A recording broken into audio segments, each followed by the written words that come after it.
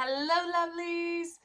Welcome to our crystal grid video. And so in this video, we're going to walk through how to place your grid and what the animal symbolisms mean and kind of how to set that intention of your grid. So if this is your first time doing a crystal grids are what we use to add layers of sacred geometry, animal medicine, and crystals to remind us and set a focus of energy, intention, and awareness of what we're cultivating and bringing into our world. So there are many forms of crystal grids, and also, as with any of our kits, the crystal grid is always up to what you and your personal intuition says. So if there are extra crystals you want to add, please feel free to add those.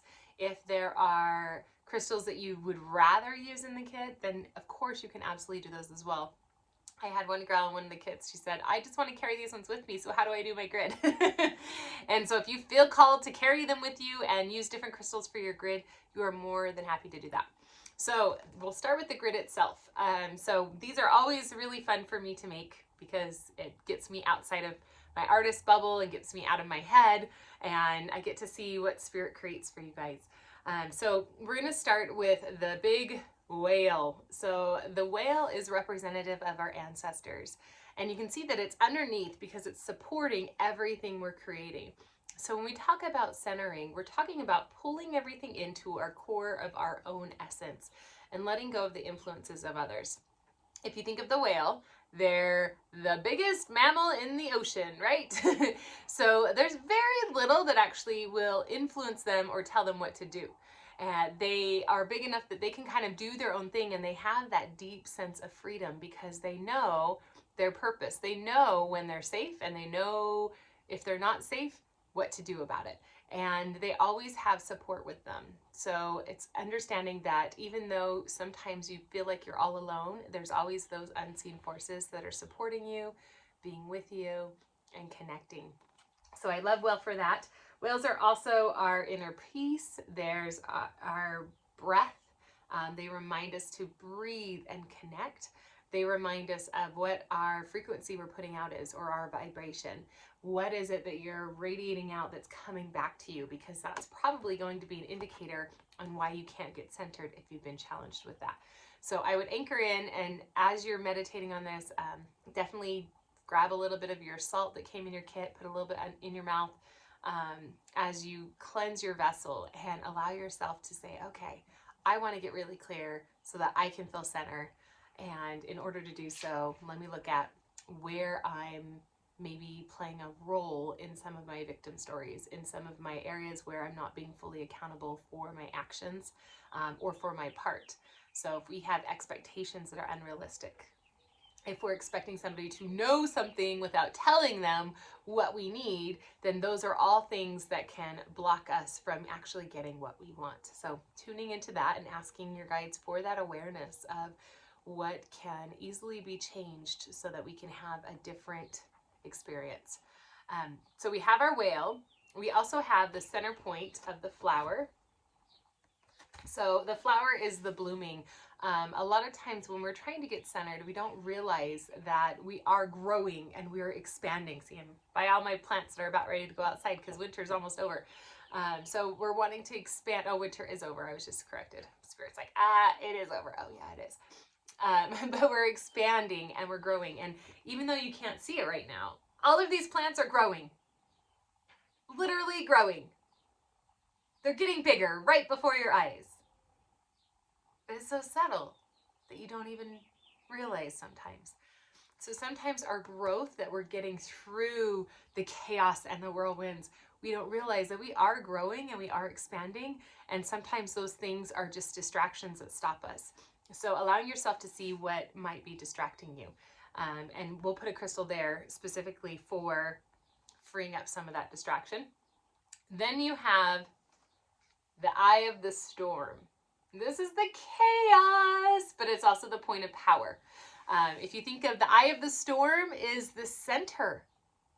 In the middle of the tornado, everything's whirling around, the cows are flying by, there goes Dorothy, there goes her house, there goes the witch. But yet, you feel nothing. Why? Because you're in the center of the storm. So that's where we're going to put our anchoring crystal to anchor us into who we are, what we're creating, and where we want to dive into.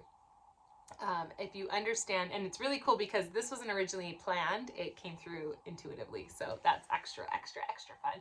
That's also our water element telling us to flow, going with the tides, flowing here, flowing there. If we go back to the whales, they will migrate.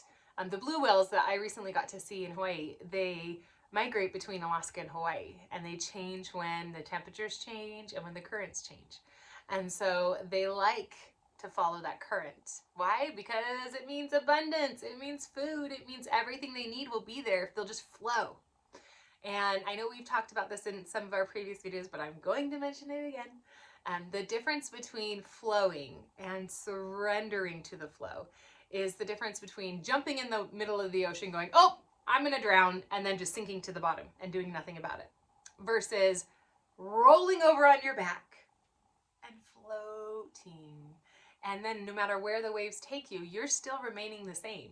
So you're not allowing it to dictate whether or not you continue to progress or move or grow. You're still going to do those things. Sometimes the container you're doing them in may shift. And so it's being flexible and allowing the world to be chaotic around you. And it's not your problem, because if you step in it, you're stuck in the whirlwind. And sometimes it's important to take the time out to recalibrate. One thing I always say is, if we are looking at asking for space from people, and we do ask for space, it's going to make people feel rejected. You don't want anybody saying, oh, I need some space from you. Like I actually literally have had people say that to me. I'm like, oh, I know you're talking like energetically, I'm really loud right now, but my feelings are a little hurt. Like I almost feel like I may stink or something. So, but if somebody says, hey, I need some recalibration time, then that's an easier answer. That's about flow. That's about connection. Then the other symbol that's kind of a little bit hidden behind is the horns, the goat and the horns. So this is about the death and rebirth, allowing what it is that's not serving you to go. And you'll notice there's both a spiral going in both directions. So a spiral going, let's see, which way is this?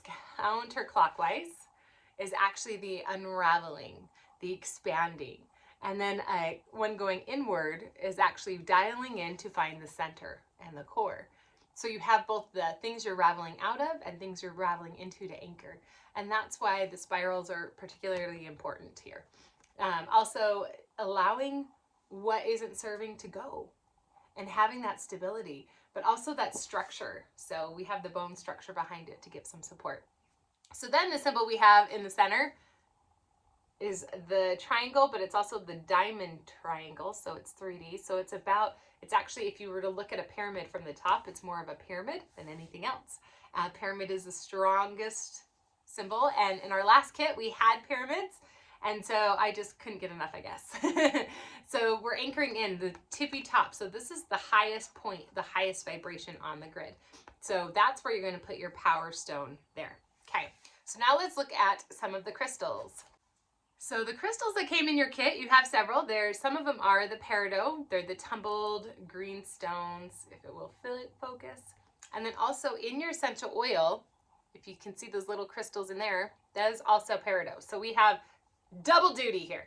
Now these crystals you can put in your globe and use for your air plant, or you can also put them in your crystal grid. It's up to you. And then also once your oil is gone, you can use this as well in your crystal grid. You would just take the chips and you're actually going to line them along these parameters. Ding, ding, ding, ding, ding. So whether you use the small chips or the large chips, you can also just take 2 out and put them in the center of the spiral on the horns, because that's going to anchor in all what peridot is about. So it's all about the heart chakra. It's about balance. That's why you want to make sure you have 2 or have them along these streams. Wherever you put them, you want to have them be the same on all angles and all sides, because we want to pull more balance in. They're also the healer's stone. So they help with physical healing, helps with the stomach, anxiety, depression, digestive issues, helps to bring in harmony, to bring in more of that sense of stability and focus. Peridot helps with compassion, understanding both sides of the story, that balance. So understanding there's your whirlwind, I don't want to be part of it, I'm going to sit here in the middle. So it's really good about building a neutrality. Peridot, let me grab some more of these green ones here. It's also tied in with rebirth and renewing, all the good stuff, expanding the heart. So we do want to have that balance somewhere on here. So even if you just grab one, you can put it in like the center of your spiral, but I would recommend at least having 2 on your grid. And you can also take your whole vial of oil and you can put one on one spiral side and then one of these smaller ones on the other. So it's like, you know, so it's like that. And you can still get that crystal charge even though the oils are there. Because remember, these oils are going onto your lava rock ball in your beautiful bracelet. So you don't need it on you all the time, and you can just hold them right there and then they can charge. Extra, extra, extra essence. I love it. So our next crystal is going to be the large green tumbled stone. And some of them do have little specks of color. This is the Aventurian. And we have had these before in our heart healing kit because they are very, very powerful. So they're going to help with a lot of prosperity, a lot of finding positivity, finding the bright side, really reframing our mindset. So it helps with understanding how to lead properly and connect with the heart-based center, how to take action, how to be more decisive. I really love this one. It helps you to understand situations so that you don't stay stuck in them. It's very much a problem solver, helps with stress, helps with like the electromagnetic smoggy energy that we get from other people. So that one's really powerful. It's also a comfort, heart healer, helps with harmonizing and protecting the heart. It's really powerful for bringing things back into control and helping you to feel centered once again when things go out of control. So on our crystal grid, we're going to place it right in the center of that storm, ding, at the very top, because there may be chaos all around, but we can contain and control ourselves by finding our center. So that's where you're going to put the green one, right there on top. Got it? Okay, so then let's look at our rose quartz, and this one actually kind of looks like a heart. Aww.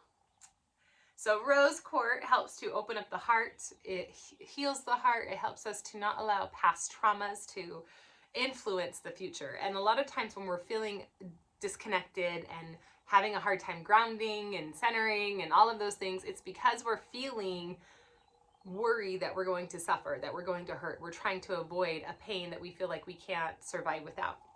And so it's going to help to anchor in a lot of that. So the heart is actually going to go right at the bottom base, at the bottom of that skull.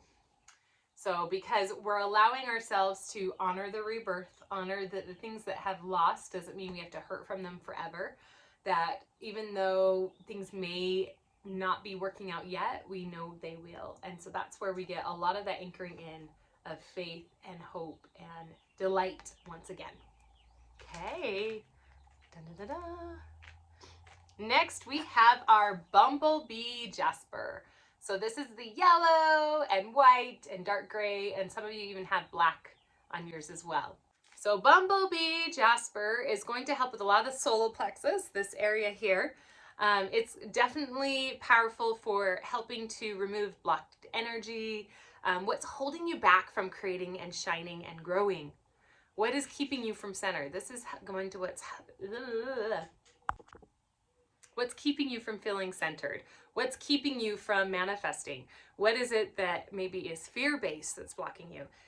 It's really great to teach us all of the possible ways we can manifest our dreams and all of the ways that we can be more open to expression, to growth, to expansion. Definitely a creative stone. It's also interesting because it's made out of volcanic matter. So this is not one that you want to wear on your body. It's definitely one for a grid and an intention. And you do want to wash your hands after you handle it a ton, just because we don't really know how much chemical could be in it that could radiate out to us. I know it's kind of weird to have your crystals This one's a negative one that blocks negative, but it uses some of the negative that's harmful to humans. So do not put this in your water or anything like that. Bumblebee Jasper is definitely one, it creates those powerful colors, but just like Tiger's Eye, it's not one that is fully safe to be like handled and touched and licked and all those things. So don't lick this one. And it's going to go, if you haven't guessed, right on that core spiral. So it's going to go right there in the middle. That's why this one's such a great one for grids, because it can offer that protective of your creative essence, and it can also amplify and magnify it. So really powerful there. Ding. So that is where you'll put that one right in the center. Now, one of the other things you can do is you can line your other crystals around these sides. So the last one we have is our yellow agate. And so if you would like, you can actually take them out of the bag and you can line them all along these edges, creating balance. But I would recommend at least putting one at each of these tips. And again, these go in the bottom of your crystal orb for your air plant. But you can see I just have them right there on the sides, and they just kind of fit, whoops, unless they fly out. With this yellow agate, what it's focusing on is allowing that core solar plexus area to open up so that we can move it up through the heart and through the throat. So it's a purification. If you think of it just like lemons cleanse and purify in that beautiful salt scrub that you guys got, it's going to help to purify and cleanse. So by having it on either side of your grid, it's going to help to cleanse anything coming in from the outside in the unknown places. So you can put just two in the corner, or you can do it along up these lines here, or even down towards the heart. It's 100% up to you. If you want to add more crystals, I always recommend clear quartz to amplify and clear things through. We've got the Aventurine right here. We've got the Bumblebee Jasper right here. We've got the Peridot here and here on the horns. And then also the Peridot chips from inside our little bottle of oils. Then we've got our rose quartz at the bottom. And then the lemon agate I just have going along these sides. Ta-da! And if you really want to have fun with it, you can even place your air plant right here in the center of the whale, or even on one of the horns for growth, or even in the center where your Bumblebee Jasper is. You can just set it right on top.